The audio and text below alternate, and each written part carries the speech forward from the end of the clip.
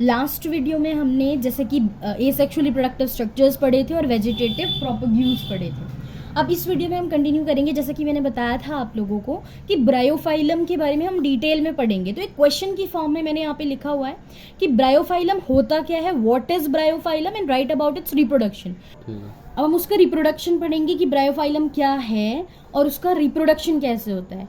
पहले तो ये पढ़ेंगे, पहला क्वेश्चन है हमारा, बायो में मार्क्स मिलते हैं एग्जैक्ट लिखने पे कि हम क्या हमसे पूछा जा रहा है और क्या हम बता रहे हैं। हमें डिटेल समरी नहीं लिख रही, हमें ये बताना है जो हमसे पूछा जा रहा है। तो ब्रायोफाइलम क्या होता है पहले हम ये पढ़ते हैं। ये प्लांट है जो कि रिप्रोड्यूस करता है, और रिप्रोड्यूस और रिप्रोडक्शन वर्ड क्या होता है ऑलरेडी हम डिस्कस कर चुके हैं, यानी अपने ऑफस्प्रिंग को कैसे प्रोड्यूस करता है। तो इसमें होती है एडवेंटिशियस बर्ड्स। एडवेंटिशियस बर्ड्स जो हैं, बर्ड्स मतलब कलियां, पेड़ पत्ती पे कुछ कलियां आ जाती हैं जो arises from the notches present in the margins of the leaves. Leaves के मार्जिन्स के हेड पे प्रेजेंट होती है। When the leaf detached from the main plant body and plantlets get proper environment. और जब ये जो लीफ है जो अटैच है मेन प्लांट बॉडी से, उसको न्यूट्रिशन मिलता है, और ये जो छोटे छोटे प्लांटलेट्स होते हैं जो बर्ड से अराइज होते हैं, इनको प्रॉपर इन्वायरमेंट मिलता है, ये ग्रो करते हैं, और फिर ये जैसे ही मैच्योर हो जाते हैं प्रॉपर, तो ये फॉल डाउन करेंगे और एक न्यू लीफ अराइज हो जाती, न्यू लीफ छोटी एक बड से, उस लीफ से वो बड मैच्योर होने के बाद वो ज़मीन पे गिर जाएगी, यानी कि मिट्टी में, फिर वो ग्रो करेगी और एक न्यू ब्रायोफाइलम प्लांट अराइज हो जाएगा। तो एडवेंटिशियस बर्ड्स हैं ये, और ये लीफ है ब्रायोफाइलम प्लांट की। ब्रायोफाइलम हमारा कंप्लीट होता है। Next question, important question, juvenile phase क्या होता है।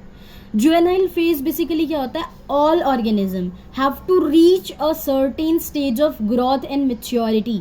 हर एक ऑर्गेनिज्म को रीच करना एक ऐसी स्टेज पे जहाँ पे उसकी जो ग्रोथ है और मैच्योरिटी है, मतलब उसमें इतनी मैच्योरिटी आती है, मतलब कि वो रिप्रोड्यूस कर पाए, यानी बेसिकली सेक्सुअली वो रिप्रोड्यूस कर पाए। वो एबिलिटी, किसी एक ऑर्गेनिज्म की वो एबिलिटी जिसके बेस हेल्प से या जिसके होने से वो रिप्रोड्यूस कर सकता है, दैट पीरियड ऑफ ग्रोथ, उसी ग्रोथ के पीरियड को हम जुवेनाइल फेज कहते हैं। फॉर एग्जाम्पल, जैसे कि ह्यूमन बींग्स में की अगर हम बात करते हैं तो मेल में होता है स्पर्म फॉर्मेशन।